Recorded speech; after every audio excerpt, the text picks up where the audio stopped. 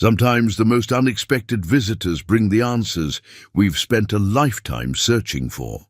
For Winry Dobbs, that visitor arrived on 4 tiny hooves during the coldest winter she could remember. The miniature donkey appeared at her cabin door, alone and hungry, miles from any ranch or farm. She fed him, named him Cricket, and figured she'd return him come spring. But Cricket had other plans. Every morning, he led her into the forest to places she'd never seen, yet somehow recognized. Places that stirred old memories about her brother, who vanished 30 years ago, and secrets buried with her family's past. What was this little creature trying to show her? Before we jump back in, tell us where you're tuning in from. And if this story touches you, make sure you're subscribed, because tomorrow I've saved something extra special for you. Winry Dobbs had spent 40 years reading the language of the wild.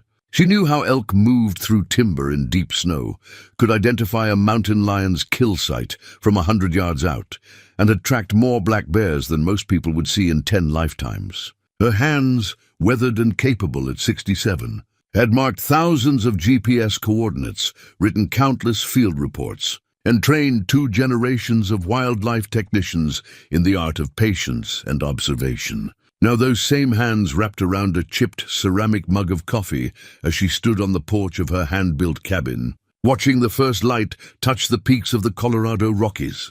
The cabin sat at 9,200 feet, accessible only by a Forest Service road that became impassable from November through April.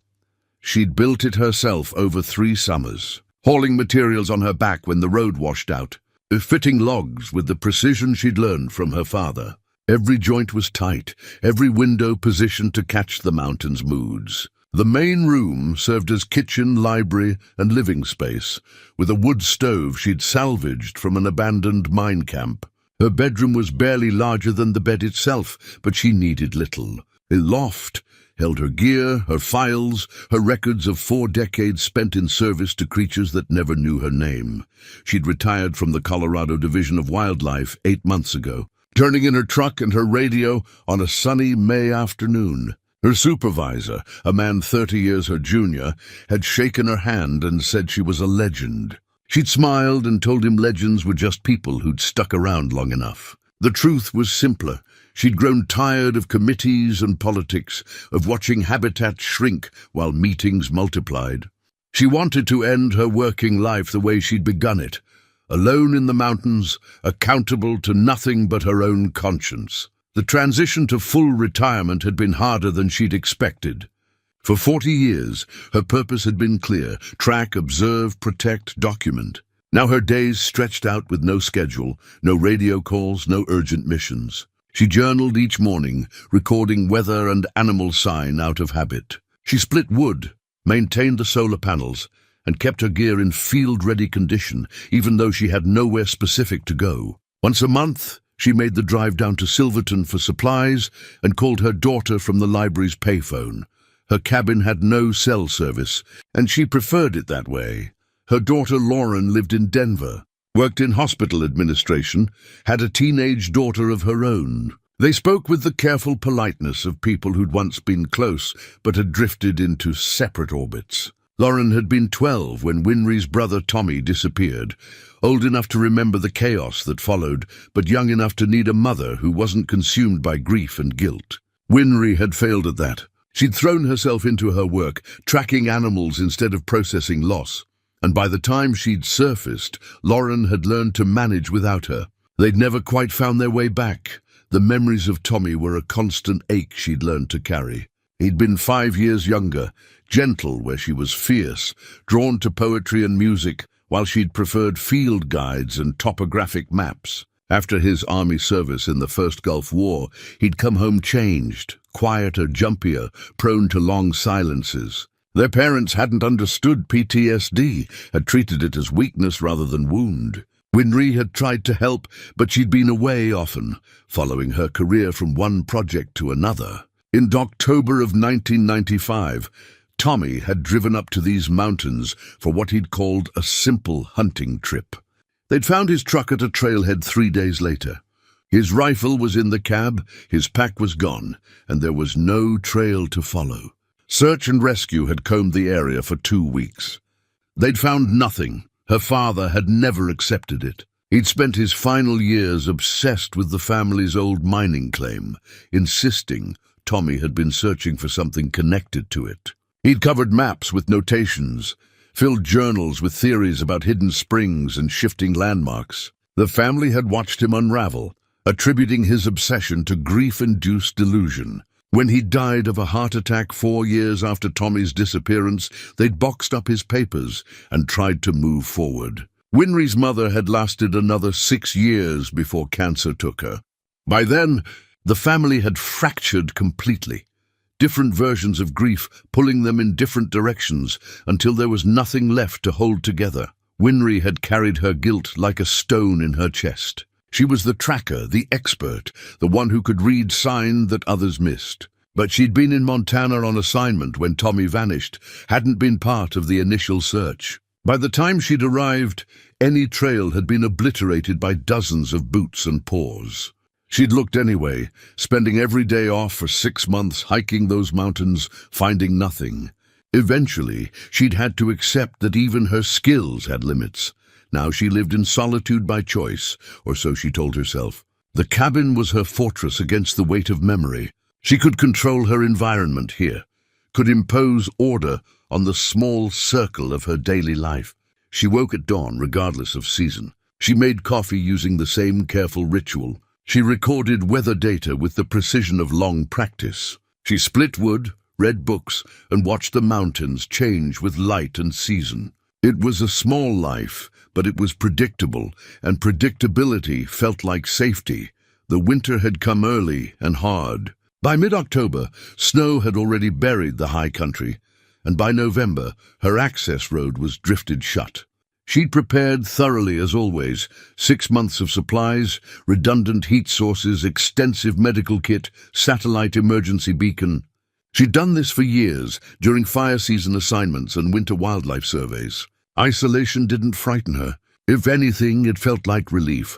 But on the morning of December 3rd, something changed. She'd been at the woodpile behind the cabin, splitting rounds of beetle-kill pine, when she'd heard an unfamiliar sound. A bray, high-pitched and insistent. She'd set down her maul and walked around the cabin's north side. And there, standing in knee-deep snow at the edge of her clearing, was a miniature donkey. The creature was perhaps 3 feet tall at the shoulder, shaggy with winter coat and desperately thin. Its ribs showed through matted brown fur. It was covered in mud or possibly old manure, and its mane was tangled with burrs. But its eyes were bright and intelligent, and it showed no fear. It simply stood there, looking at her and brayed again. Winry had approached slowly, using the soft voice she employed with spooked wildlife. The donkey didn't retreat. Up close, she could see it was male, probably 5 or 6 years old, with hooves that needed trimming and a nasty scrape along one flank. Round its neck was a worn leather collar, with a small brass bell attached. The bell was tarnished but intact, and when the donkey shifted its weight, the bell gave a soft chime. She'd looked for tracks leading to her cabin, but found only the donkey's own hoofprints coming up the trail from the south. No vehicle tracks, no human footprints, nothing to indicate how this creature had ended up alone at 9,200 feet in December. The nearest ranch was 8 miles down valley, and there were no farms or homesteads between. No one ran livestock up here in winter? It made no sense. The donkey had allowed her to touch him, to examine him for injuries. The scrape on his flank was superficial, already scabbing over. He was dehydrated and starving, but otherwise sound. She'd led him to her small equipment shed, cleared a space, and bedded him down with pine boughs. She'd mixed warm water with oats and molasses, meant for her own consumption, but more urgently needed here, and watched him eat with methodical focus. Then she'd hauled water, filled a bucket, and watched him drink nearly 2 gallons. That first night she'd checked on him every few hours, expecting him to be gone or dead by morning. He was neither. He was resting comfortably, and when she'd entered the shed at dawn, he'd greeted her with a soft nicker that sounded almost like welcome. She'd named him Cricket on the 2nd day, after the way his hooves clicked on the shed's plywood floor. She'd cleaned him up as best she could, treating the scrape with antibiotic ointment, working the burrs from his mane, and trimming his hooves with a farrier's knife she'd used on pack mules during backcountry surveys. He'd stood patiently through all of it, as though he understood she was helping. The brass bell had caught her attention during the grooming. It was handmade, not factory-produced, with careful engraving partially obscured by tarnish. She'd cleaned it gently with vinegar and discovered initials etched into the brass, TD. She'd stared at those letters for a long time, her pulse loud in her ears. Tommy Dobbs, but that was impossible. Thousands of people had those initials. It meant nothing, except it felt like something. Cricket had recovered quickly with regular feed and water. Within a week, he was alert, active, and had even put on visible weight. Winry had accepted that she'd be keeping him until spring thaw allowed her to investigate his origins properly. She'd fashioned a better shelter inside the shed, laid in extra feed from her own supplies, and established a routine. Every morning, she'd let him out to walk around the clearing, and every evening she'd bring him back in before dark. But on the morning of December 10th, Cricket had refused to return to the shed. Instead, he'd walked to the trailhead and stopped, looking back at her expectantly. She'd tried to lead him back. He'd refused, planting his hooves and braying softly. Then he'd taken a few steps down the trail and looked back again. The message was unmistakable. Follow me. Winry had stood there in the cold, debating. She'd seen plenty of animals display intelligent behavior, but this felt different. This felt purposeful. Against her better judgment, she'd gone inside, dressed for a winter hike, and followed the small donkey into the forest. Cricket had led her on a winding path through timber and across frozen meadows. He'd moved with confidence, never hesitating at intersections, never deviating from whatever route he'd chosen. After 2 hours, he'd stopped at a frozen creek in a small clearing. Winry had checked her GPS and recorded the coordinates, but the location meant nothing to her. It wasn't on any trail she'd mapped, wasn't near any significant landmark, yet standing there she'd felt a strange sensation, not quite déjà vu, but a whisper of familiarity, as though she'd been here before, but couldn't quite remember when. Cricket had stood at the creek's edge for several minutes, then turned and led her back to the cabin. The entire expedition had taken 4 hours. That night, exhausted and confused, Winry had pulled out her old field notes and maps, trying to determine if she'd ever documented that clearing. She'd found nothing. The next morning, Cricket had insisted they go out again. Over the next 3 days, Cricket established a pattern. Each dawn, he would wait at the trailhead until Winry geared up and followed. Each time, he led her to a different location, a rocky outcrop, a stand of aspen, a boulder field. Each time, she felt that same unsettling twinge of recognition. And each time, she found nothing that explained why he'd brought her there. On the morning of December 14th, everything changed. The temperature had dropped overnight, and the sky held that peculiar quality that promised more snow. Winry had considered keeping Cricket in the shed, but he'd been insistent, pawing at the door and braying until she'd relented. She dressed in her warmest layers, packed extra supplies, and followed him into the pre-dawn darkness. This time, Cricket had led her on a longer route, climbing higher into terrain that skirted the tree line. The wind cut through her layers, and her breath came hard in the thin air. She was in excellent condition for her age, but this was a serious push. Cricket somehow seemed tireless. After 2 hours of steady climbing, he'd led her into a clearing she was certain she'd never seen. It was perhaps 40 yards across, ringed by Engelmann spruce, with a massive boulder at its center. Snow had drifted deep here, undisturbed except by their passage. Cricket had walked directly to the boulder and stopped. Winry had approached slowly, scanning the area out of habit. That's when she seen it. A small object partially exposed in the snow near the boulder's base. She'd knelt, brushed away the powder, and felt her heart stop. It was a pocket knife, not just any pocket knife. A case XX with a worn bone handle, the brass shield still visible.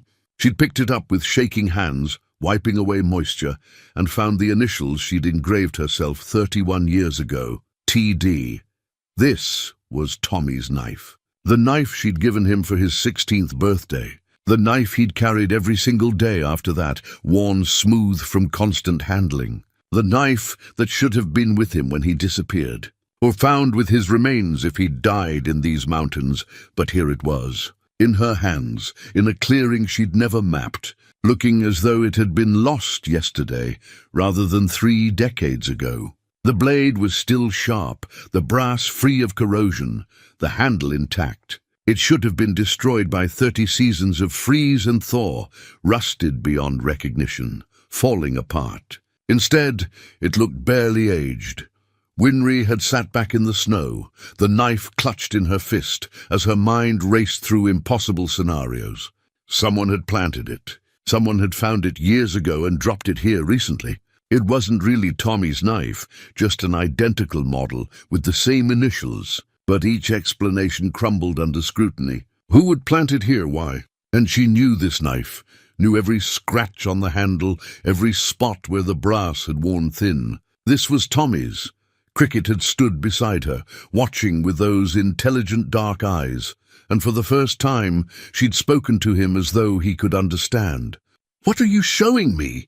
The memories had come flooding back then, sharp and painful. The day Tommy had opened her gift, his face lighting up with genuine joy. The way he'd carried that knife everywhere, using it to whittle, to cut rope, to clean fish. The morning she'd identified his truck at the trailhead, and known, with sick certainty, that something terrible had happened.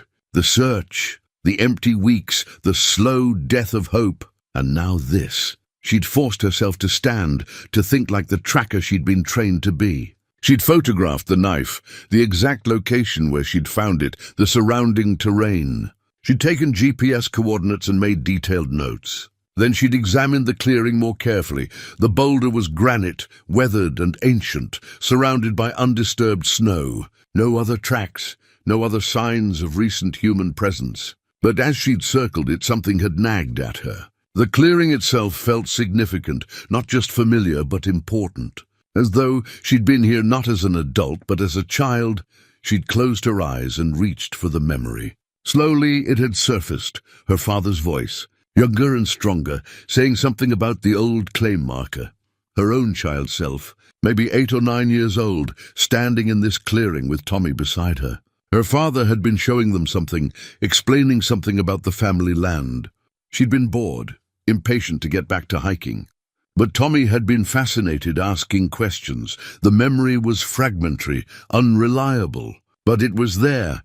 She'd pulled out her phone, no service, but she'd loaded topographic maps onto it before winter isolation. She checked their location against old property records she'd digitized from her father's papers. Her pulse had quickened. This clearing sat just inside the boundary of what had once been her great-grandfather's mining claim. Filed in 1887 and abandoned by 1910, her father had maintained that the claim had never been properly surveyed, that the actual boundaries were different from the official records. He'd been trying to prove it when he died. Cricket had poured the snow beside the boulder, exposing more ground. Winry had knelt again and begun to dig carefully with her gloved hands. 6 inches down, she'd found something else, a piece of rusted metal, square and flat. She'd worked it free and cleaned it off. It was a surveyor's marker, the kind used in the late 1800s, stamped with initials she recognized. J.D. James Dobbs, her great-grandfather. The pieces were connecting in ways that made no rational sense, but felt undeniably true. Tommy hadn't simply gone hunting that October day. He'd been looking for something. The family claim, the land their father had obsessed over. And he'd found this clearing, this marker. Maybe he'd found the knife here too. Perhaps it had fallen from his pack on an earlier trip. But why had he come back? What had he been searching for? She'd looked at Cricket, who stood watching her with that same patient intelligence. "You knew this was here," she'd said quietly. "Somehow you knew."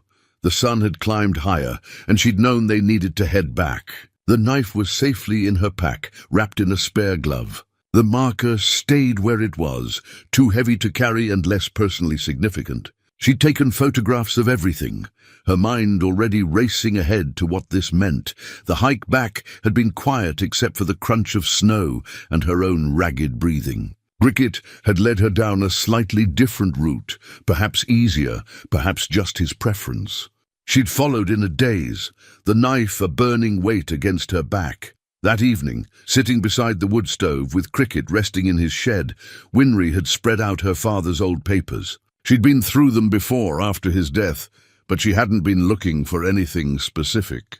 Now she had a focus. Her father's obsession had centered on something he called Lost Spring, a water source mentioned in her great-grandfather's original claim filing. According to the documents, Lost Spring had been the reason James Dobbs had filed the claim at all. The water was supposedly pure and constant, emerging from an unusual rock formation. He'd planned to bottle and sell it, a common scheme in the mining boom days. But the operation had never materialized. James had abandoned the claim and moved to town, eventually opening a hardware store instead. Her father had believed Lost Spring still existed, but had never been properly mapped. He'd thought the old surveys were inaccurate, that the spring lay on land the family technically still had rights to. More importantly, he'd believed Tommy had gone looking for it the day he disappeared.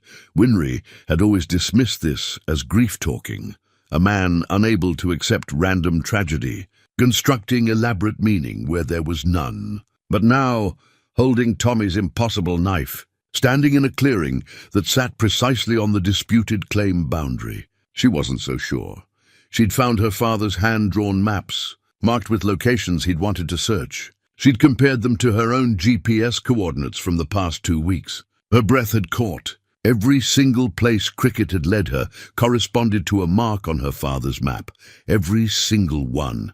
She'd stood up so fast her chair had tipped over. Cricket had responded with a soft bray from the shed. She'd gone outside, crossing the clearing in the starlight, and opened the shed door. The little donkey had looked up at her calmly. "What are you?" she'd asked, her voice shaking. Cricket had simply gazed at her with those dark, knowing eyes. That night, Winry hadn't slept. She'd sat at her table, the knife before her, and tried to construct a rational explanation. Someone was playing an elaborate hoax. The knife wasn't really Tommy's. She was losing her grip on reality, isolated too long, seeing patterns that didn't exist. But each explanation fell apart under examination. The knife was real. The locations were real. The impossible preservation, the uncanny guidance, the mysterious donkey, all real. By dawn, she'd made a decision. She would follow Cricket wherever he led. She would document everything with scientific rigor. She would pursue this mystery to whatever end it reached, because for the first time in 30 years, she had something that felt like a trail. And Winry Dobbs knew how to follow a trail. She'd retrieved the brass bell from Cricket's collar, cleaning it more thoroughly in the early light. The initials were clearer now, TD, followed by numbers, 1995. The year Tommy disappeared, impossible, but undeniable. Cricket had been waiting at the trailhead when she'd stepped outside. She'd looked at him, this small, patient creature who'd walked out of nowhere into her isolated winter, and felt something shift in her chest. Not quite hope, not quite belief, but something close. "All right," she'd said quietly. "Show me." And together they'd walked back into the forest. Winry approached the following week with methodical precision. If she was going to pursue this, and she would do it properly. Every morning, she prepared as though for a field survey. GPS unit charged, camera ready, field notebook waterproofed, emergency supplies packed. She documented every location Cricket led her to with coordinates, photographs, and detailed written observations. She cross-referenced each site with her father's maps and her own knowledge of the terrain. Cricket took her to 4 more locations over the next 7 days. At the second site, she found her father's old compass. It was a surveyor's brass compass, distinctive, because her father had dented the case while rappelling down a cliff face in his youth. She'd seen that compass 1,000 times, watched him use it on camping trips and property walks. After his death, it had disappeared. They'd assumed someone had cleaned out his effects and donated or discarded it. But here it was, lying on flat rock beneath 6 inches of snow, as though waiting. The compass was functional but strange. When she'd opened the case, the needle had spun erratically, refusing to settle on north. She checked her own compass. It worked fine, but her father's compass seemed to respond to something other than magnetic north, the needle pulling consistently toward the northwest, deeper into the mountains. At the third site, she'd found nothing physical, but the location itself had been profoundly familiar, a small saddle between two peaks where water would flow during spring melt. She'd stood there for 20 minutes, letting the memories surface, and finally recalled her father had brought the whole family here when she was maybe 10. He'd been excited, insistent, talking about how this was the watershed for the lost spring. Her mother had been annoyed at the long hike for what seemed like nothing. Tommy had been 7, stumbling in his oversized boots, holding tight to their father's hand. The fourth site had yielded something that had shaken her. A fragment of military-issue canteen. She'd recognized it immediately. The distinctive stamped letters U.S. Army on the olive drab plastic. Tommy's canteen from his service years. He'd kept using it long after his discharge, preferring it to civilian models. She'd found it caught in the branches of a downed tree, still attached to a rotting piece of web belt. Inside the canteen was a Ziploc bag, somehow intact, containing dried plant material. Winry had been careful not to contaminate the contents. She'd photographed everything in situ before carefully extracting the bag. The plant material looked like sage, but was a variety she didn't immediately recognize. The herbs were brittle but well preserved, releasing a sharp, clean scent when she'd opened the bag in her cabin that night. She'd considered her options and made a difficult decision. She needed expert help, but she couldn't reveal the full situation without sounding delusional. The next morning, after Cricket's daily trek, she'd hiked down to where she'd hidden her truck before the snow had closed the road completely. It took her 3 hours of snowshoeing, but she'd needed her satellite phone, which she kept in the truck for emergencies. From a windswept ridge with clear sky view, she'd called Dr. Vincent Hayes, a retired anthropology professor from Fort Lewis College, whom she'd worked with on several wildlife surveys near indigenous cultural sites. Vince was in his 70s, sharp as ever, and more importantly, not prone to jumping to conclusions. Winry Dobbs, he'd answered warmly. Thought you'd hibernated for the winter. More or less, she'd said. Vince, I need your expertise. Off the record, she'd described the plant material carefully, avoiding any mention of how she'd obtained it. She'd texted him photos. His response had come after a long pause. That's white sage, Salvia apiana, but the preparation is specific. The way it's bundled and dried, that's ceremonial, used in indigenous cleansing rituals, vision quests, spiritual preparation. Where did you find this? Old cache site. Might be connected to historical use of the area. Historical like how old? Maybe 30 years, another pause. Winry sage prepared this way doesn't just show up randomly. Someone was engaged in deliberate spiritual practice. This is the kind of preparation you'd see before a vision quest or a journey into sacred space. She'd felt her scalp prickle. Sacred space? The Ute people, whose traditional territory includes your area, recognize certain locations as thin places, spots where the boundary between the physical and spiritual worlds is permeable.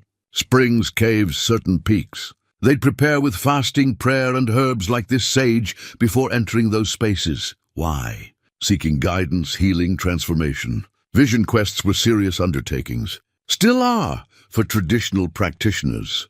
Winry had looked out over the mountains, the phone cold against her ear. If someone was preparing for that kind of experience, what would you expect to find? Physically, I mean. Depends on the location and the tradition. Often there'd be offerings, stones, tobacco, cornmeal, sometimes markers indicating the boundary of sacred space. And there'd usually be a specific destination. A spring, a cave, somewhere significant. She'd thanked him, promised to stay in touch, and ended the call. The hike back to the cabin had given her time to think. Tommy had been struggling after the war. Their father had been obsessed with finding lost spring. What if Tommy had learned something about the spring's significance beyond family legend? What if he'd sought it out not for water rights or nostalgia, but for healing? It was a theory, nothing more. But it fit. That evening, She'd examined the brass bell again, studying it under her desk lamp with a magnifying glass. The engraving was definitely TD 1995, but there was something else, smaller marks on the bell's interior surface that she'd missed before. She'd angled the light carefully and made out what looked like coordinates, hand-etched in tiny numbers. Her pulse had quickened. She'd copied the numbers and plotted them on her map. They indicated a location about 6 miles northwest of her cabin, in a remote basin she'd surveyed once, years ago. She'd found nothing remarkable there, just typical high-country terrain. But she'd been looking for wildlife habitat, not spiritual significance. Cricket had shifted in his shed, the sound carrying through the thin wall. She'd realized something that made her stand up and walk outside. The donkey had appeared during the coldest part of winter, in terrain that should have been impassable for a creature his size. He'd arrived at her door specifically, despite dozens of other cabins and buildings closer to civilization. He wore a bell with Tommy's initials and the year of his disappearance, and he'd been leading her methodically to places marked on her father's maps. This was not coincidence. This was not explainable by normal means.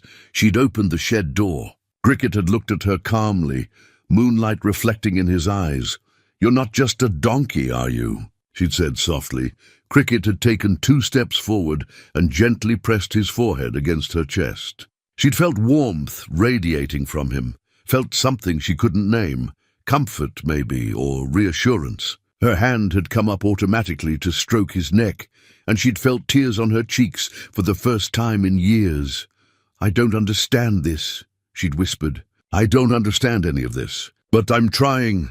Cricket had stayed pressed against her for a long moment, then stepped back and returned to his bed of pine boughs. She'd watched him settle, then closed the door and returned to the cabin.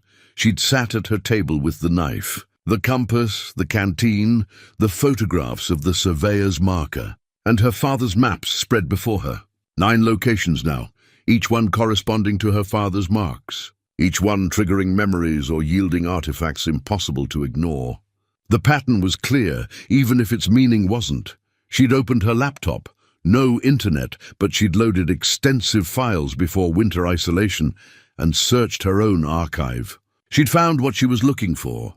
Her notes from that long-ago survey of the basin, indicated by the coordinates on Cricket's bell.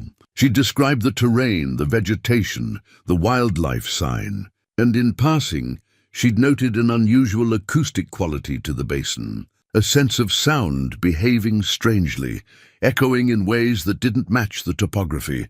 At the time, she'd attributed it to wind patterns or her own fatigue. Now she wondered what she'd missed. She'd made a decision. Tomorrow, weather permitting, she'd ask Cricket to take her to that basin. The coordinates on the bell felt like a destination, not just another waypoint. If Tommy had been on a quest, if he'd been seeking something specific, maybe this was where the trail led. But first, she needed to confront her own fear, because the evidence was pointing toward something she couldn't accept without abandoning everything she thought she understood about the world. And Winry Dobbs had built her entire life on rational observation and provable fact.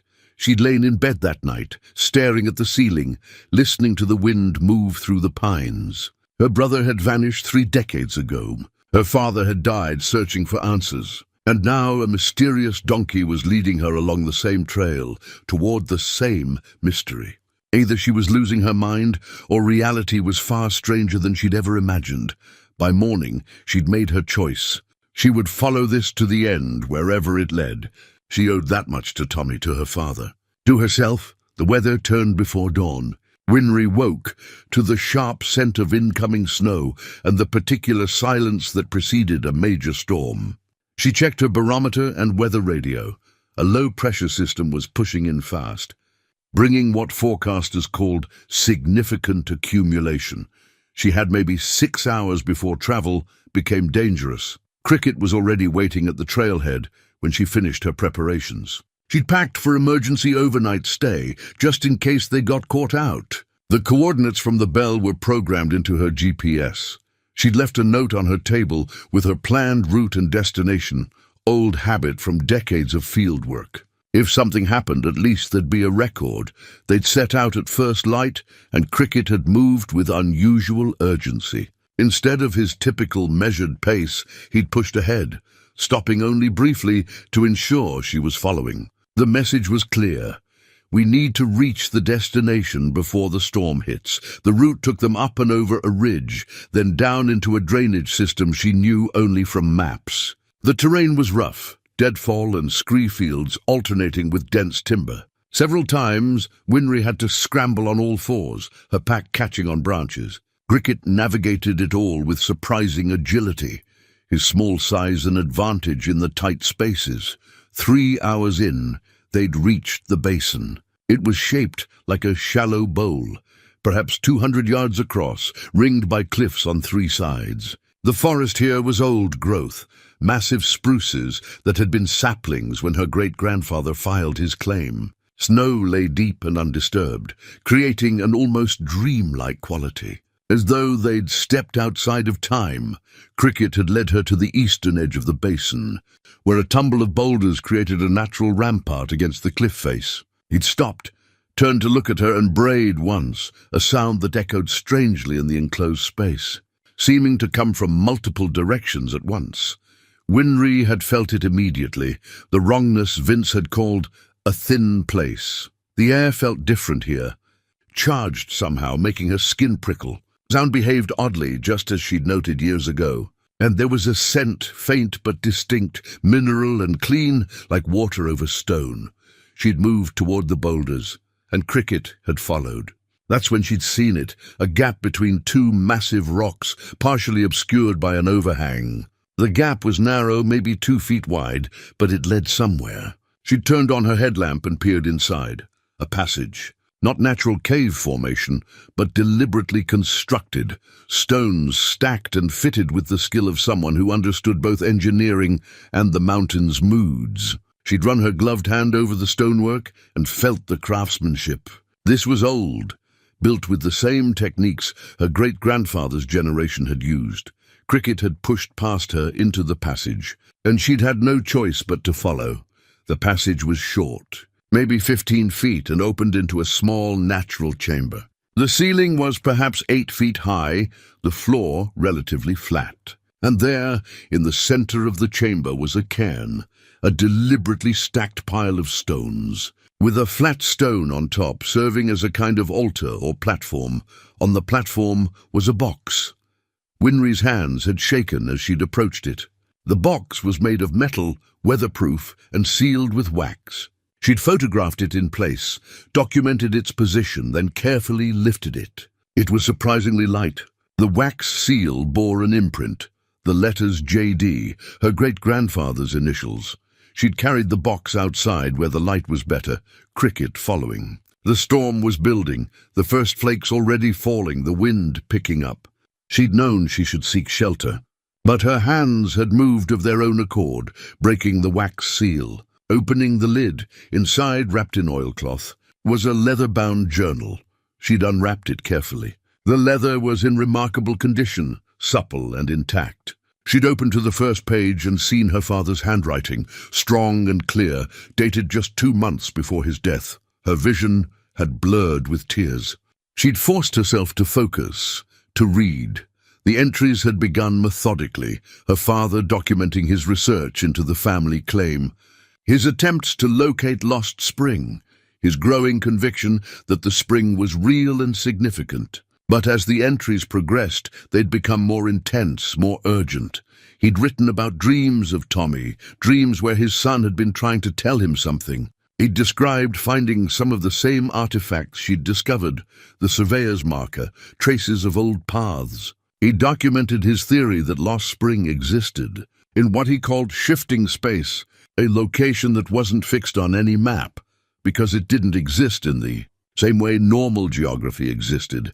The term had made Winry's skin crawl, but her father had written with scientific precision, citing indigenous accounts of sacred springs that moved or could only be found under certain conditions. He'd referenced geological papers about magnetic anomalies in the area, about unusual water chemistry in certain springs, and then she'd reached the entry that had made her sit down hard on the frozen ground. "I've seen it," her father had written.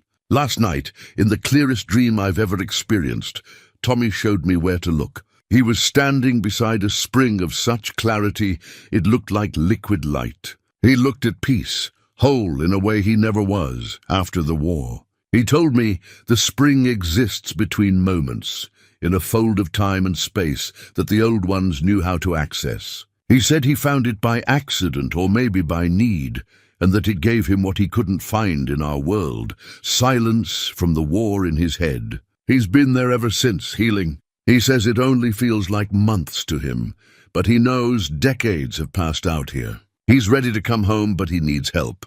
He needs someone to open the way from this side." The journal had continued, "I know how this sounds. I know what people will think, but I've spent months verifying everything I can. The spring is real. The old claim documents mention it as a place of unusual properties. The Ute stories describe it as a healing place between worlds. And my dreams of Tommy aren't just dreams. They're too specific, too consistent. He's trying to communicate. I'm going to find a way to reach him. I'm going to bring my son home." The entries had ended there, mid-project. Because her father had died 3 weeks later, Winry had sat in the falling snow, the journal open in her lap, and felt the world tilt. Her father hadn't been delusional. He'd been close, so close to something real. And he'd died before he could complete what he'd started. She'd looked at Cricket, who stood watching her with those impossibly knowing eyes.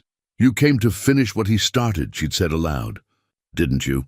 Cricket had brayed softly, and the sound had carried that same strange echo, as though the basin itself was responding.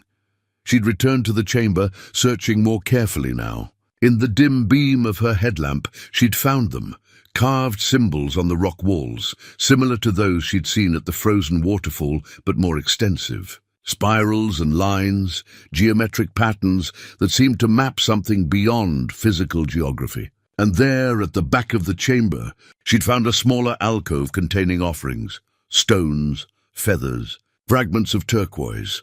She'd reached into the alcove and extracted one of the turquoise pieces. It had been warm in her hand, radiating heat despite the cold.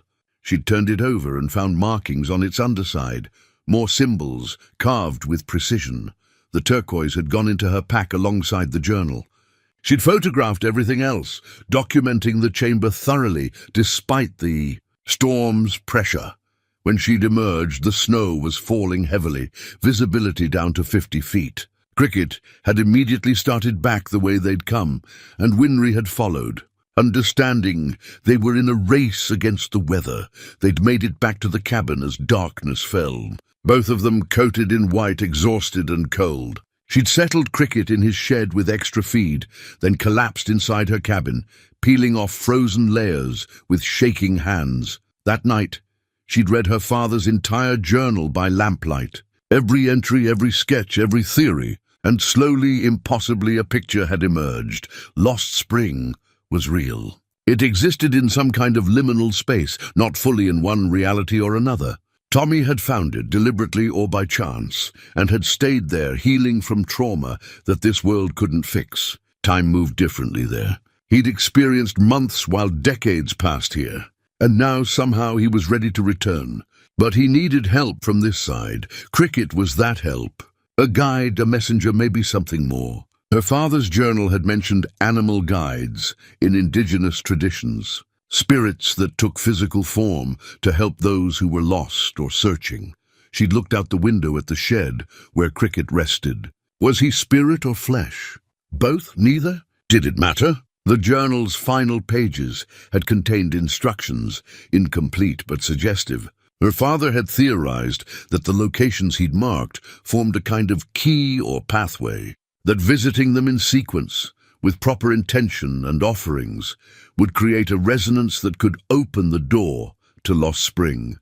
He'd been planning to try it. He died before he could. Winry had sat back, the implications washing over her. Cricket had been leading her through those locations systematically. 9 so far. Her father's map had shown 10. One more location to visit, and then what? She'd pulled out the turquoise, studying it in the lamplight. The symbols seemed to shift and move, though she knew that was tricks of light and exhaustion. Or was it? Nothing was certain anymore. Outside, the storm raged. Inside, Winry made her decision. She would finish what her father had started. She would complete the sequence. She would find out if Lost Spring was real. And if her brother really had been waiting there for 30 years, she would open the door, if a door existed to be opened. The storm lasted 3 days, dumping nearly 4 feet of new snow. Winry used the time to prepare, studying her father's journal obsessively, cross-referencing it with everything she'd found. She organized the artifacts on her table like pieces of a puzzle. The knife, the compass, the canteen, the turquoise, the photographs of the surveyor's marker, each one a breadcrumb along a trail her father and brother had walked before her. She also made a difficult decision. She called Lauren. The conversation, conducted on her satellite phone from the ridge above her cabin once the storm cleared, was among the hardest she'd ever initiated. "Mom?" Lauren had answered, surprised. "It's not our regular day." "Are you okay?" "I need to tell you something," Winry had begun. "And I need you to listen all the way through before deciding I've lost my mind." She told Lauren everything. The donkey's arrival, the locations, the artifacts, the journal. She'd been clinical in her presentation, sticking to facts. But she hadn't hidden her conclusion. Something impossible was happening, and she was going to pursue it to whatever end. Lauren's silence had stretched long. Then, "Mom, I'm worried about you. Winter isolation can affect people's judgment. What you're describing, I know how it sounds, do you? Because it sounds like you've constructed an elaborate fantasy to avoid accepting that Uncle Tommy died 30 years ago." The words had stung, because Winry had considered the same thing. "I've documented everything," she'd said quietly. "Photographs, GPS coordinates, physical artifacts. If I'm delusional, I'm doing it with remarkable consistency, or you're finding what you want to find. Confirmation bias. You know about that. I do. I've spent the last week trying to debunk my own observations. I can't. Something real is happening here." Another long pause. "What do you want from me?" "I want you to know what I'm doing. If something happens to me, I want there to be a record." And Winry had stopped, surprised by her own emotion. "And I want you to understand that this isn't about running away from reality. This is about finally, after 30 years, having something that feels like a trail. I'm a tracker, Lauren. It's what I am. I can't ignore a trail." Lauren had sighed, a sound that carried all the accumulated weight of their complicated relationship. "I can't stop you." "No, but I can come up there. Give me 2 days. If the roads are passable, I'm driving up." "Lauren, you don't need to." "Mom, you're talking about chasing after a mystical spring led by a psychic donkey to find your dead brother." "Yes, I need to come up there." Despite everything, Winry had smiled. "When you put it that way, promise me you won't do anything until I get there." "Promise me." Winry had looked out over the mountains, bright and clean in the post-storm sunshine. Cricket was a small, dark shape moving through the snow near her cabin. "I promise." They'd ended the call, and Winry had returned to the cabin feeling strangely lighter. She'd told someone. The secret was shared, however skeptically received. She wasn't completely alone in this anymore.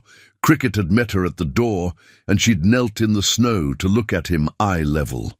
"We wait for Lauren," she'd told him. 2 more days. Can you be patient?" The donkey had touched his nose to her forehead, and she'd felt that same inexplicable warmth she'd noticed before. The next 2 days had been a strange interlude. Winry had prepared practically, checking her gear, organizing supplies, writing detailed notes about everything she'd discovered. But she'd also prepared in ways she'd never have considered before. She'd researched indigenous offering protocols, reading everything in her downloaded files about proper respect for sacred spaces. She'd set aside tobacco, cornmeal, and a small braid of sweetgrass she'd bought years ago from a Ute craftsperson at a powwow. She'd also called Dr. Hayes again, this time more forthcoming about what she'd found.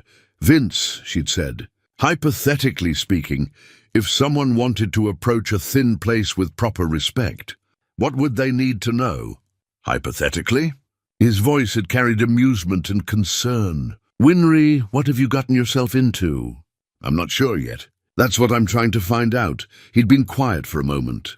"The most important thing is intention. These aren't tourist sites. If they're real, and I'm not saying they are, but if they are, they respond to the heart of the person approaching. You can't lie to them. You can't manipulate them. You come with genuine need, genuine respect, or you don't come at all.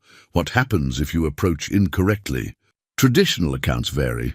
At best, nothing. The place simply doesn't reveal itself. At worst, well, there are stories of people getting lost, experiencing time distortions, coming back changed. Changed how? That's where the accounts get unreliable. But the consistent thread is that these places are powerful. They're not dangerous in the sense of malicious, but they're not safe in the sense of controlled. Does that make sense? It does. Winry, I've known you 20 years. You're one of the most rational people I've ever met. If you're taking this seriously, there must be a reason. Just be careful. And remember that some doors, once opened, can't be closed the same way. She'd thanked him and ended the call with those words echoing. Some doors, once opened, can't be closed. Lauren had arrived on the afternoon of the second day, her Subaru somehow navigating the terrible road with a combination of skill and determination. She'd emerged from the car, bundled in expensive winter gear, her face tight with worry and skepticism. Winry had greeted her on the porch. For a moment, they'd simply looked at each other. Then Lauren had said, "Show me." Winry had shown her everything. The artifacts, the journal, the maps, the photographs. She'd walked Lauren through each discovery, each impossible preservation, each piece of evidence. And then she'd taken her to meet Cricket. The donkey had been resting in his shed, and he'd looked up calmly as the two women entered. Lauren had stopped in the doorway staring. "That's really a miniature donkey," she'd said. "Yes, at 9,200 feet. In winter, looking healthy and well-fed." Yes, Lauren had approached slowly. Cricket had watched her with those dark, intelligent eyes. When Lauren had reached out tentatively, Cricket had stepped forward and placed his head directly in her palm. The brass bell had rung softly. Lauren had gone very still. Then she'd looked at the bell, seen the engraving, and her breath had caught. TD 1995. Yes, that's Uncle Tommy's initials. The year he disappeared. Yes, Lauren had looked up at her mother, her skepticism cracking. "This isn't possible." "I know, but it's happening." "Yes." They'd gone back to the cabin, and Lauren had read her grandfather's journal while Winry made dinner. When Winry had checked on her an hour later, Lauren had been crying quietly, one hand pressed against the page. "He really believed it," Lauren had whispered. "Grandpa really thought Uncle Tommy was alive somewhere. He was trying to save him." "He was. And you think he was right?" Winry had sat across from her daughter. "I think something extraordinary is happening. I don't know what it means. I don't know if the spring is real, or if Tommy could possibly be there. But I know I can't walk away without finding out." Lauren had wiped her eyes. "What's the next step?" "One more location. The 10th site. Cricket's been leading me to places my father marked. We've completed 9. There's one left. And then? And then, according to my father's theory, the sequence will be complete. A pathway will be open. We'll know if Lost Spring exists. We?" Winry had met her daughter's eyes. "You don't have to come." "Yes, I do." Lauren's voice had been firm. "If you're chasing after my uncle's ghost, if there's even a chance this is real, I'm not letting you do it alone." They'd sat together in the lamplight, mother and daughter, united by shared grief and impossible hope. Outside, Cricket had brayed softly, and the sound had carried through the walls like a promise. They'd spent the evening preparing together. Lauren, it turned out, had done her own research during the drive-up, reading everything she could find about thin places, sacred springs, and Ute spiritual traditions. She'd brought offerings of her own, a turquoise bracelet that had belonged to her grandmother, a photo of their family from before Tommy's disappearance, a lock of hair from her daughter. "If this is about connection," Lauren had said, "about love reaching across boundaries, then we bring tokens of connection." Winry had felt something in her chest unclench. This was the daughter she remembered, thoughtful, thorough, willing to engage with mystery while maintaining her intelligence. They'd lost years to distance and grief, but maybe, just maybe, they were finding their way back. That night, Winry had dreamed vividly for the first time since Cricket's arrival. She'd been standing at a pool of water so clear it looked like air. Tommy had been on the other side, his face peaceful, his eyes clear in a way they hadn't been since before the war. He'd looked perhaps 45 instead of the 60 he should be, but unmistakably himself. "You're close, Win," he'd said. His voice had been exactly as she remembered, gentle, slightly amused. "Just a little further. Don't be afraid. Are you real?" "Ah," she'd asked. "Or am I just imagining what I need to see?" "Does it matter?" "You'll know soon enough," he'd smiled. "Tell Mom. Tell her I found what I was looking for. Tell her I'm whole now." Winry had woken with tears on her face and her mother's name on her lips. Her mother, dead 16 years, who'd never stopped grieving her lost son, who'd died not knowing if Tommy had suffered, if he'd been afraid, if he'd thought of her at the end. In the pre-dawn darkness, Winry had made a decision. She'd pulled out her journal, not her field notes, but her personal journal that she rarely wrote in, and composed a letter to her mother. She'd told her everything that had happened, everything she'd discovered. She'd written, "I think Tommy's alive, Mom. I think he found a way to survive, to heal. I think I'm going to see him again. And when I do, I'll tell him you never stopped loving him." She'd sealed the letter in an envelope and left it on her table, just in case. At dawn, all three of them, Winry, Lauren and Cricket, had set out for the final location. Her father's map had marked it clearly. A frozen waterfall on the northeastern boundary of the old claim, where runoff from the high peaks created a dramatic cascade during spring melt. Winry knew the waterfall. She'd photographed it dozens of times over the years, had used it as a landmark when orienting field teams. It was striking but not unusual, water flowing over granite, freezing into fantastic ice formations each winter. She'd never noticed anything remarkable about it beyond its beauty, but as they'd approached it now, in the clear morning light with Cricket leading, she'd felt it, that same charged quality she'd experienced in the basin. The air tasted different, sound behaved strangely, and there was a pull, almost gravitational, drawing her forward. The waterfall was spectacular, frozen into a curtain of blue-white ice 30 feet high. At its base, icicles had formed a natural colonnade, like pillars supporting the frozen cascade. Cricket had walked directly to the ice and stopped. Lauren had gasped. "Mom, look at the rock face." Winry had looked. Behind the ice, visible through the crystalline formations, were symbols carved into the granite. Spirals and lines, geometric patterns, the same language she'd seen in the chamber. But these were extensive, covering perhaps 20 feet of rock face. A complete text or map in a language she couldn't read. "They're only visible from this angle," Lauren had said, moving carefully to get a better view. "From any other direction, they'd be hidden by the ice and the rock's contours." Winry had pulled out her father's journal and flipped to a sketch he'd made, a rough drawing of symbols he'd seen in a dream or vision. They matched the carvings on the rock face. "Exactly, he saw these," Winry had said quietly. "Somehow, my father saw these before he died." Cricket had poured the snow at the waterfall's base, and Winry had knelt to investigate. There, half buried in frozen spray, was a flat stone with a depression in its center, clearly shaped by human hands, a natural altar or offering place. She cleared it carefully, revealing more symbols carved into the stone's surface. Following her father's instructions, adapted from the journal's incomplete notes and what she'd learned from Vince, Winry had prepared to make the final offering. She'd brought a buckskin pouch that morning, filled with soil from the clearing where her cabin stood, the same land her family had claimed generations ago. She'd added the photograph Lauren had brought, showing their whole family before fracture. She'd included sage from Tommy's preserved canteen, completing the circle. And she'd added a lock of her own hair, cut that morning, blood to blood, family to family.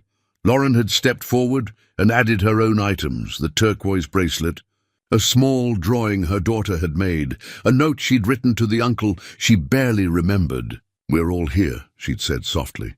"Everyone who loves him." Winry had placed the pouch in the stone's depression. Then, feeling foolish but determined, she'd spoken aloud.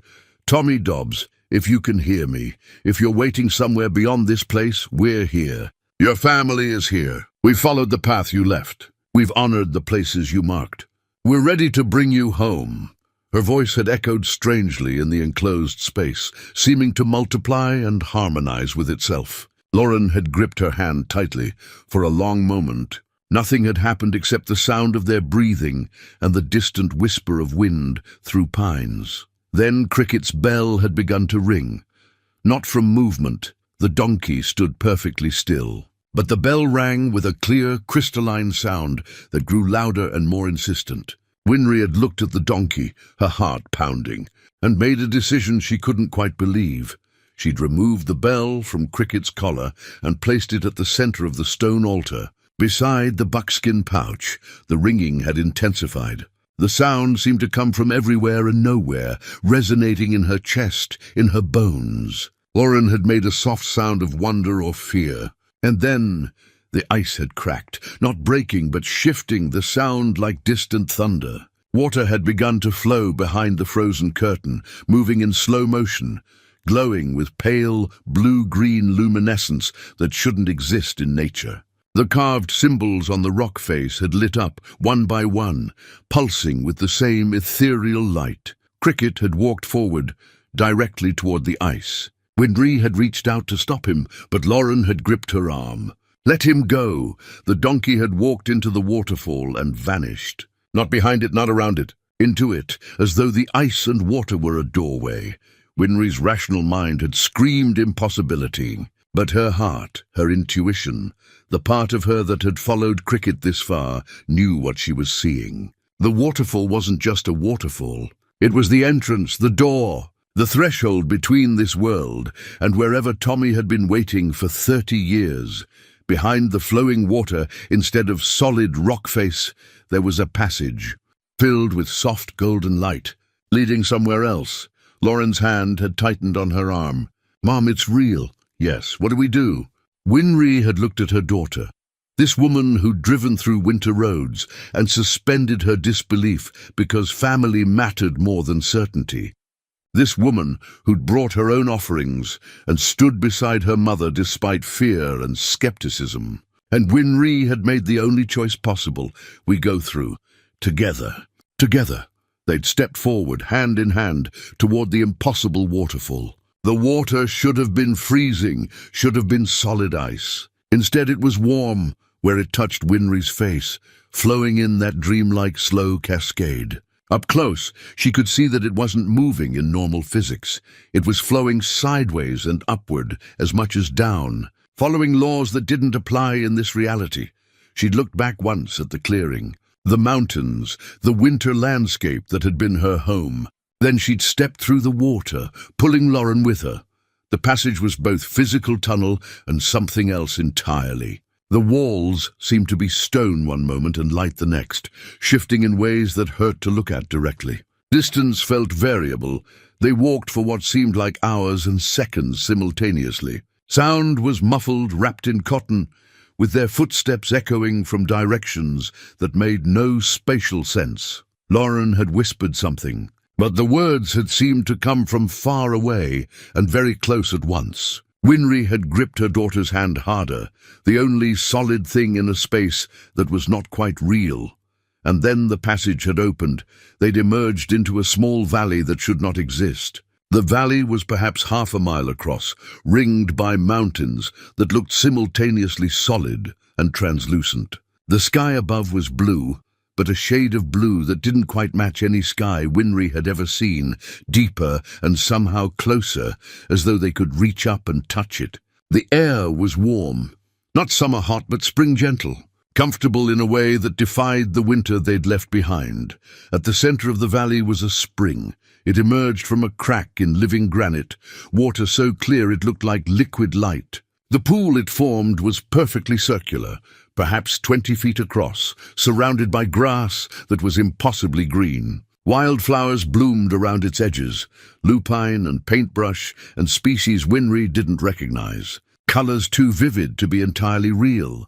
And there, sitting on a boulder beside the spring, whittling a piece of wood with a knife Winry recognized, was Tommy. He'd looked up at the sound of their footsteps. For a moment he'd simply stared, as though he couldn't believe what he was seeing. Then a smile had broken across his face, a smile of pure, uncomplicated joy that Winry hadn't seen since before the war. "Took you long enough, Win," he'd said, and his voice had been exactly as she remembered, gentle, slightly rough, carrying the hint of amusement he'd always brought to life. Winry had tried to speak and couldn't. Her throat had closed, her eyes had filled with tears, and she'd simply stood there, shaking, looking at her brother, who'd been dead for 30 years, and was sitting 3 yards away, looking alive and real and whole. Tommy had set down his whittling and stood. He'd aged, she could see that, but not as he should have. He looked perhaps mid-40s, weathered by sun and weather, but healthy. His face still held the gentle quality she remembered, but the haunted look was gone. His eyes were clear, in a way they'd never been after he'd come back from the war.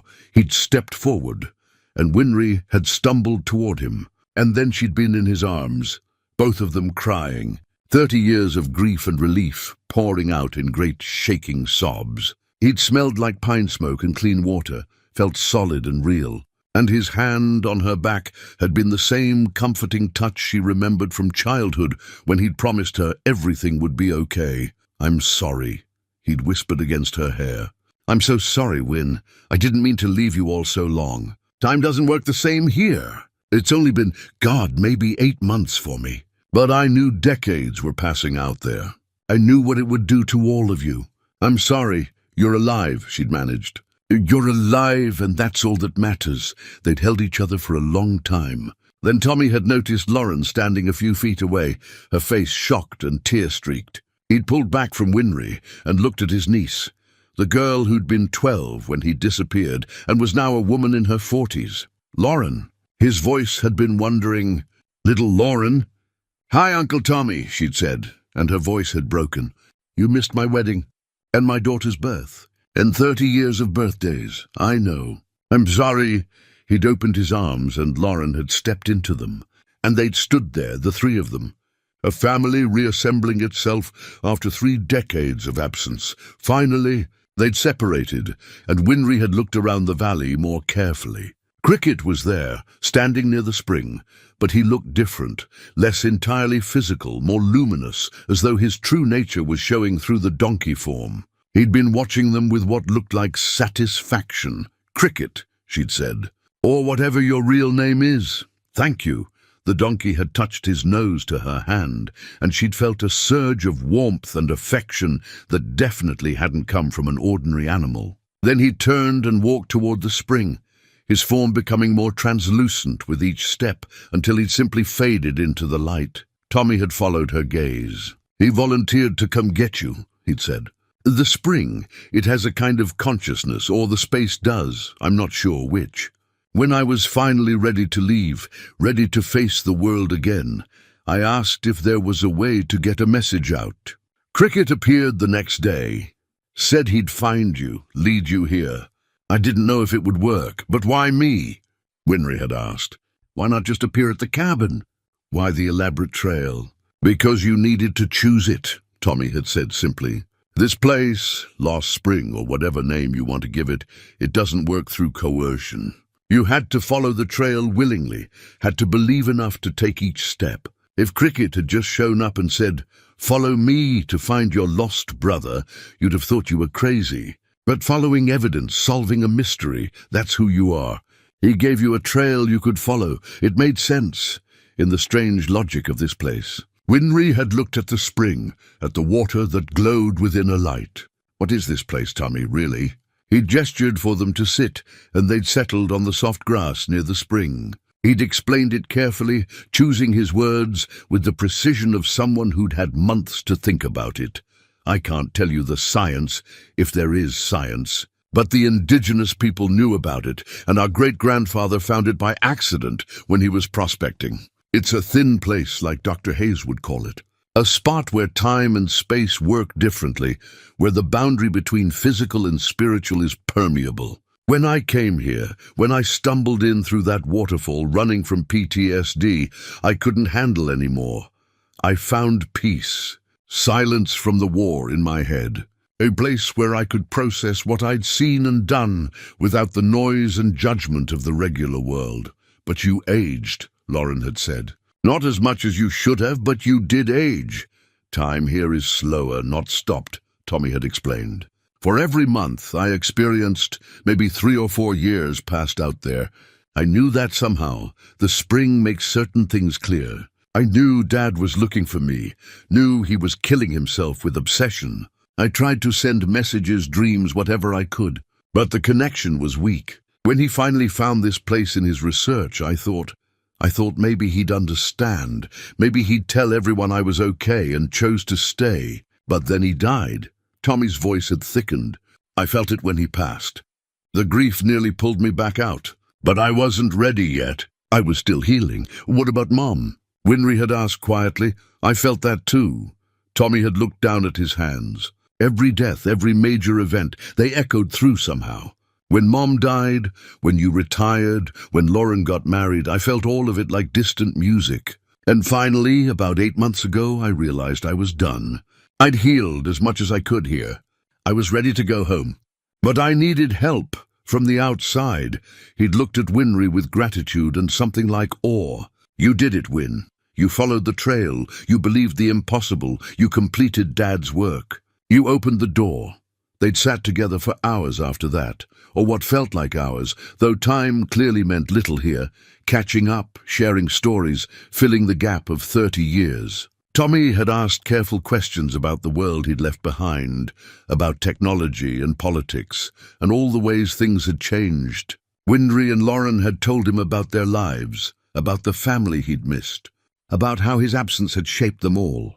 At some point, Tommy had stood and walked to a small shelter at the valley's edge, a structure of fitted stones and woven branches. He'd returned carrying a walking stick, beautifully carved with intricate patterns, and had offered it to Winry. I made this for you, he'd said. Somehow I knew you'd be the one to come. It's a guide and a symbol, proof that this happened, that it was real. Keep it, remember it, and know that healing is possible even when it seems impossible. Winry had taken the stick, feeling the smooth wood, the careful craftsmanship. The initials carved near the handle, TD, matched those on the knife she still carried in her pack. Then Tommy had done something that had surprised them both. He'd walked to the spring, knelt beside it, and filled a canteen with the luminous water. He'd sealed it carefully and stood. We need to go soon, he'd said quietly. The passage stays open for a limited time once it's activated. And I need to thank this place before I leave. It saved my life. Literally gave me a reason to keep living when I had none. He'd knelt again, speaking words Winry couldn't quite hear, his hand flat on the earth beside the spring. She'd seen tears on his face and respected the privacy of his goodbye. When he'd stood, he'd looked peaceful, grateful, and ready. Time to go home, he'd said. Together, the three of them had walked back toward the passage. The valley had seemed to shimmer, as though waving farewell. At the passage entrance, Tommy had paused and looked back one last time, his hand pressed to his heart. Then he turned and led them into the shifting space between worlds. The journey back was different. Time felt more linear, the passage more stable, as though the way had been secured by their purpose. Tommy walked ahead, confident, his hand trailing along walls that shifted between stone and light. Behind him, Winry and Lauren held hands, both of them afraid to speak, afraid to break whatever spell was allowing this impossible thing. When they emerged through the waterfall, it was into deep, cold and fading afternoon light. The three of them stood in the snow, breath steaming, utterly exhausted, and completely, impossibly alive. The waterfall had frozen again behind them, sealing shut, the symbols fading back into invisible. The passage was closed, the door locked, and they were back in the ordinary world where physics worked normally and dead men didn't return. Except Tommy was here. Solid, real, shivering in clothes, meant for spring weather in a place outside time. Lauren had immediately shrugged out of her parka and draped it over his shoulders. He'd accepted it with a grateful smile that crinkled his eyes the way it always had. "We need to get off this mountain," Winry had said practically, her training taking over. "All of us are hypothermic. It'll be dark in an hour, and we have a 6-mile hike." They'd started down, moving as quickly as conditions allowed. Tommy had struggled initially. His body was in good condition, but calibrated for a different climate, a different reality.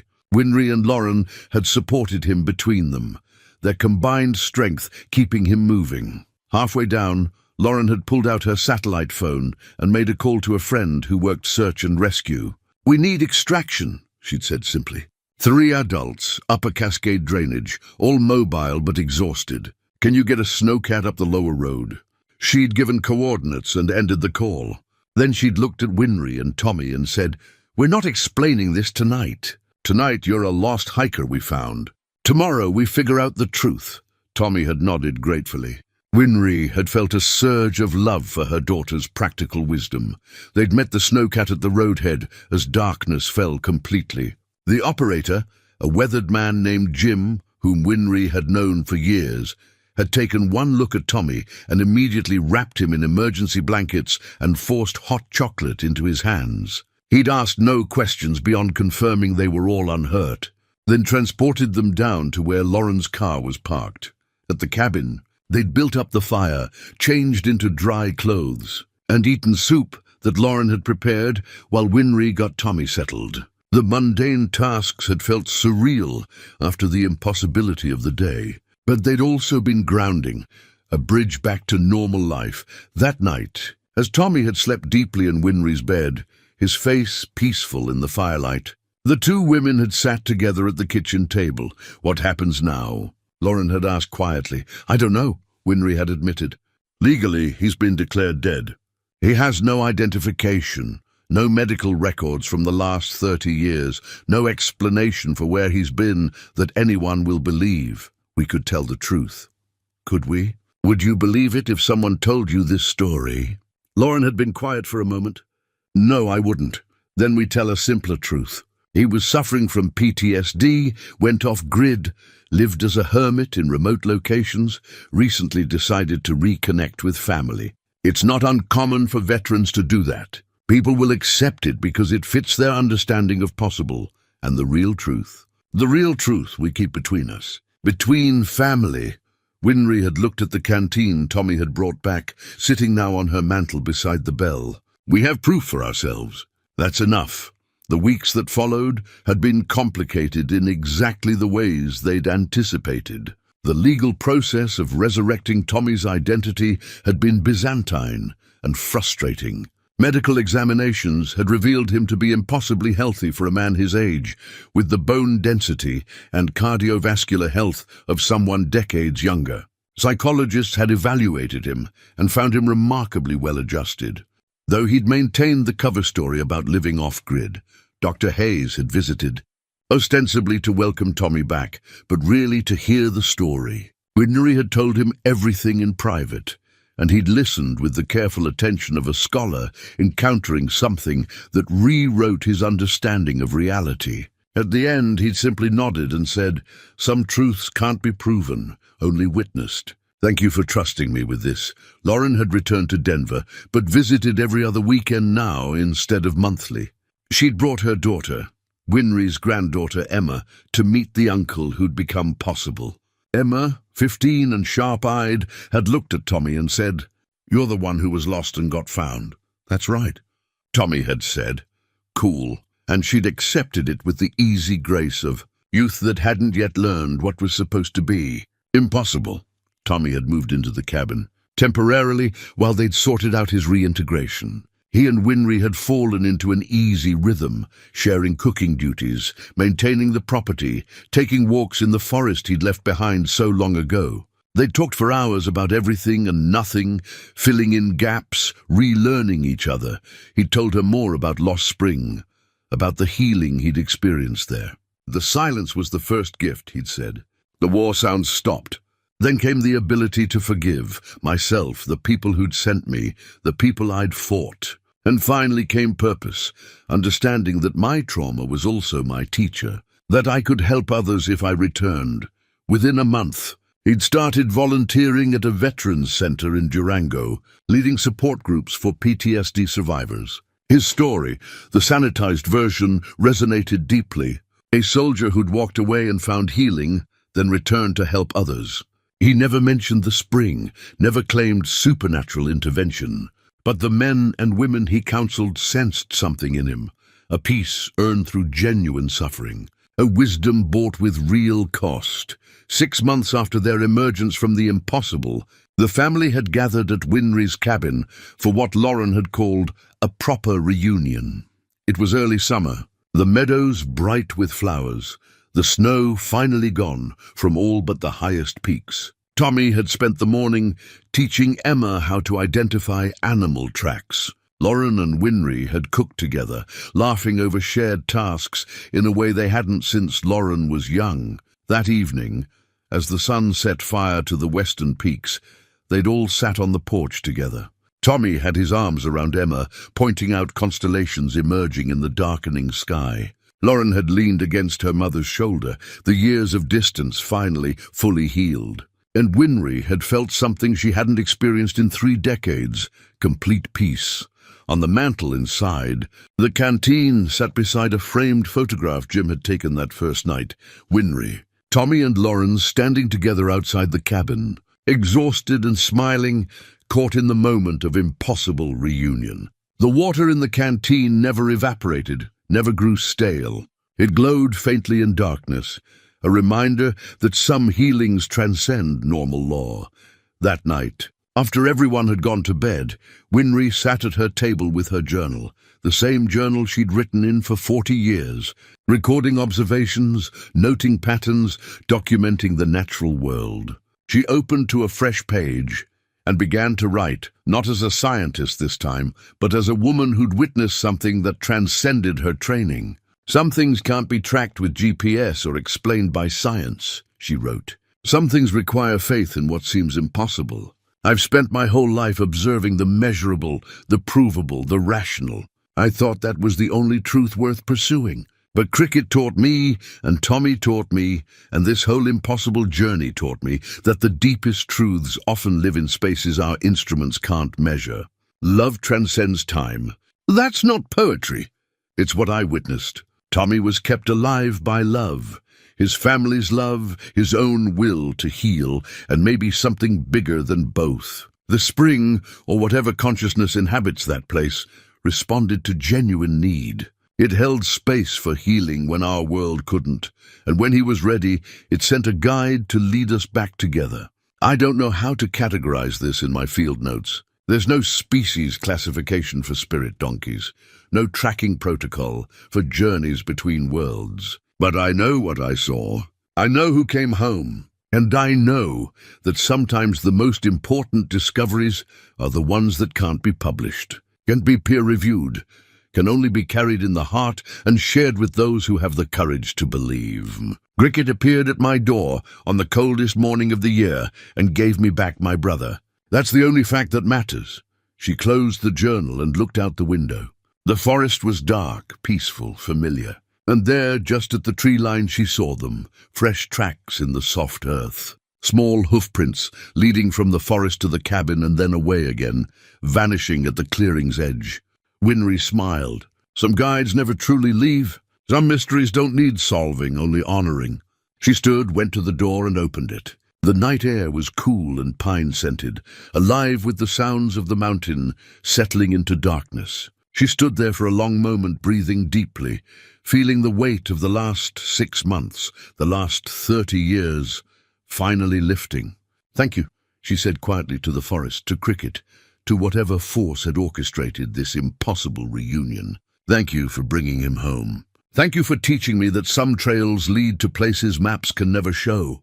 The forest seemed to shimmer, just for a moment, as though acknowledging her words. Then it settled back into ordinary darkness, ordinary silence, ordinary reality.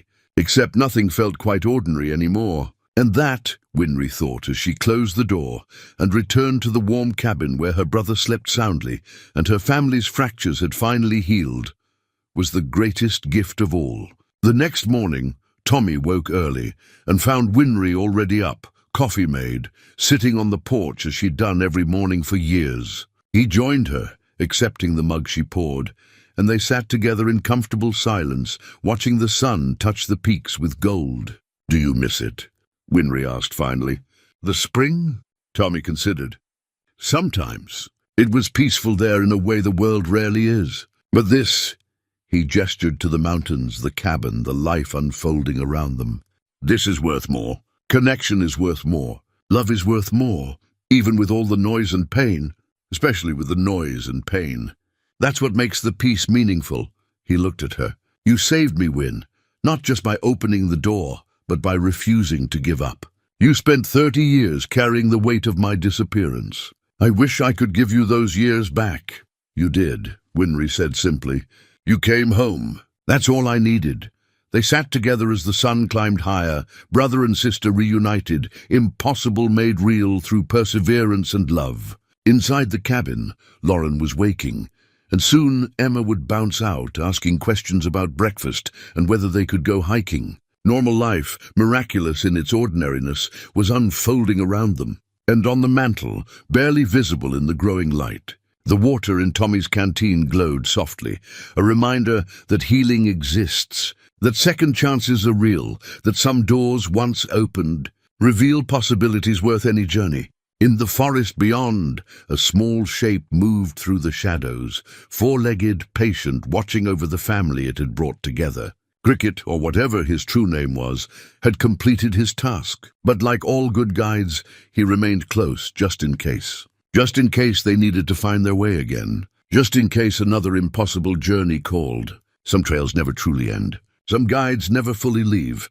And some loves are strong enough to reach across worlds, through time, past every obstacle, to bring the lost ones home. Winry raised her coffee mug in a silent salute to the forest, to Cricket, to the mystery that had given her back her brother. And somewhere in the trees, a bell chimed softly once, acknowledging her gratitude, promising that some magic, once witnessed, never quite fades. The mountains stood eternal and indifferent as they always had. But Winry knew better now. They held secrets in their folds, thin places and healing springs and pathways between worlds. They kept their promises in their own time, and they yielded their gifts only to those brave enough to follow where tiny donkeys led, trusting that some trails, however impossible they seemed, were worth walking to the end. She finished her coffee, stood and stretched.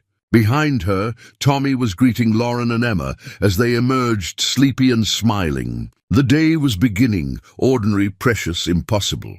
And Winry, who'd spent 40 years tracking animals through wilderness, had finally tracked down the most elusive prey of all. Hope fulfilled. Family restored. Love proven stronger than time or death or 30 years of grief. It was enough. It was everything. And somewhere in the forest, Cricket turned and walked deeper into the trees. His work complete, his promise kept, fading like mist into morning light, until the next time someone needed a guide through the impossible, until the next lost one needed bringing home. The weeks turned into months, and summer settled over the high country with a gentleness that felt like benediction. Tommy's reintegration into the world continued in small, steady steps. The legal complications gradually resolved themselves. With patience and Lauren's connections in the medical system, they navigated the bureaucratic maze of resurrecting a man who'd been declared dead 3 decades ago. The Veterans Center in Durango had become Tommy's anchor. 3 times a week, he drove down from the cabin to lead support groups, and the work clearly fed something essential in him. Winry watched him come alive in ways he'd never managed before his disappearance. Purposeful, centered, using his own hard-won healing to light paths for others still struggling in darkness. One evening in late July, as Winry sat on the porch watching thunderheads build over the western peaks, Tommy joined her with 2 bottles of beer salvaged from Lauren's last visit. "I've been thinking about Dad," he said, settling into the chair beside her. "About how close he came. If he'd lived another few months, maybe a year, he might have figured it out. Might have opened the door himself. He did figure it out, Winry said quietly. The journal, the maps, the theory about the sequence, he had all the pieces. His heart just gave out before he could complete it. You finished his work. We finished his work. You, me, Cricket, even Lauren.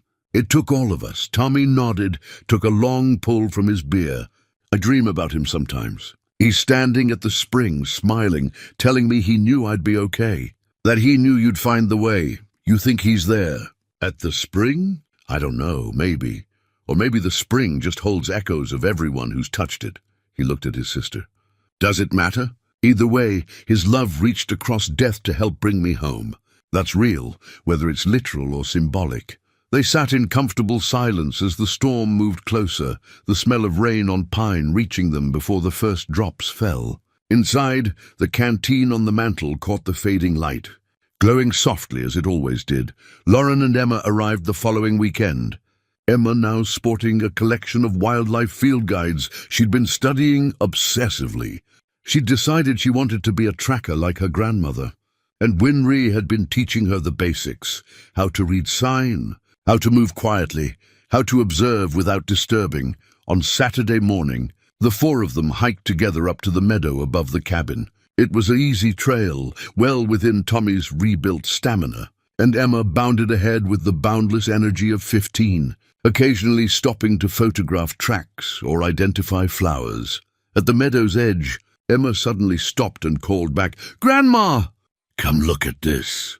Winry joined her granddaughter and her breath caught. There in the soft earth beside a small seep spring were fresh tracks. Small hoofprints, impossibly delicate, leading from the forest to the water and back again. Miniature donkey, Emma said confidently, consulting her mental catalogue of track identification.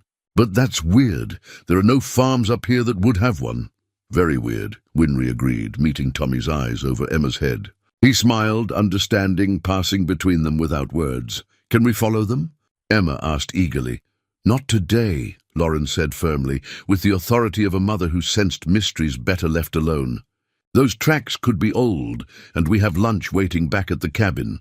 But Winry knelt beside the tracks, placing her hand gently in one perfect hoofprint. The earth was still damp, the track fresh, made within the last hour, maybe the last few minutes. Cricket was still here, still watching over them, still moving through these mountains like a promise kept and renewed. "Thank you," she whispered too quietly for the others to hear. That evening, after Emma had fallen asleep on the couch and Lauren was reading by lamplight, Tommy and Winry stood together outside under a sky brilliant with stars. The Milky Way stretched overhead like a river of light, and the air smelled of pine and wood smoke and the particular clarity that comes after mountain rain. "I've been thinking about what I'd tell people if I could," Tommy said. "If I could speak the real truth about where I was and what I learned, what would you say? That healing is possible even when it seems impossible. That love is stronger than time or distance or even death. That sometimes the journey requires us to step outside everything we think we know and trust in mysteries we can't explain." He paused. "And that guides come in unexpected forms, sometimes on 4 tiny hooves when we're ready to be led," Winry smiled. "That's a good message. Will you write it down? In your journal? So someone someday might know the full story?" "I already have," she assured him. "Every word, every impossible moment. It's there for whoever needs to find it." They stood together in the darkness, brother and sister, survivors of a mystery that had reshaped their understanding of reality itself. Inside the cabin, their family slept peacefully. On the mantel, the canteen glowed with its steady, impossible light. And somewhere in the forest, Cricket moved through shadows. A guardian spirit in donkey form, watching over the family he'd brought together.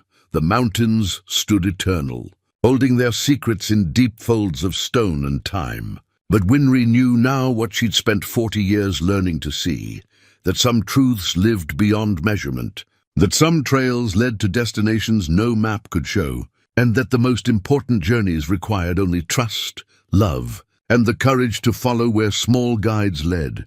She looked up at the stars and felt, for the first time in 3 decades, completely whole.